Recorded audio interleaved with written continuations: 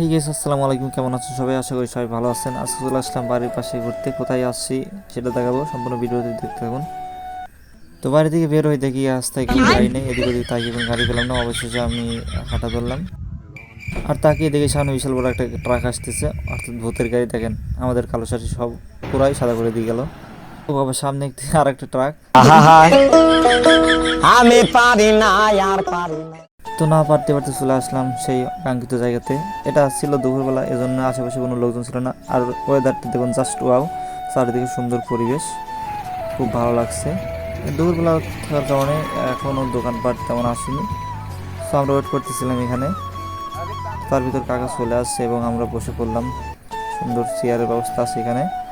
তো কাকা বললাম আমাদের জন্য ঝালমুড়ি দেন। তো কাকা আমাদের মুড়ি মাখানোর জন্য সব কিছু প্রসেস করতে শুরু করলো। আর কাকা এখানে অনেকদিন ধরে মুড়ি বিক্রি করে। কাকার মুড়ির স্বাদ অনেক। আর এখানে সব ধরনের জিনিস পাবেন, চটপটি, ফুচকা, ঝালমুড়ি, পেঁয়াজু। আর এখানে আসলে কেমন জানি মনটা ভালো হয়ে যায়, তাই আমি বারবার এখানে আসি। তো কাকা আমাদের জন্য মুড়ি মাখানো শুরু করে দিছে। আমি বললাম কাকা আর একটু বেশি ঝালমুড়ি দিবেন। আর বিশেষ দ্রষ্টব্য এখানে ব্রেকআপ ঝালমুড়ি পাওয়া যায়, যদি কাকাকে বলেন আমাদের সেটাও করে দিতে পারবে। তো মুড়ি মাখানোর কাজটি শেষ, তারপর মুড়ি আমরা খেলাম। তো এই ভিডিওটি ভালো লাগলে সবাই লাইক, কমেন্ট, শেয়ার করে দিবেন।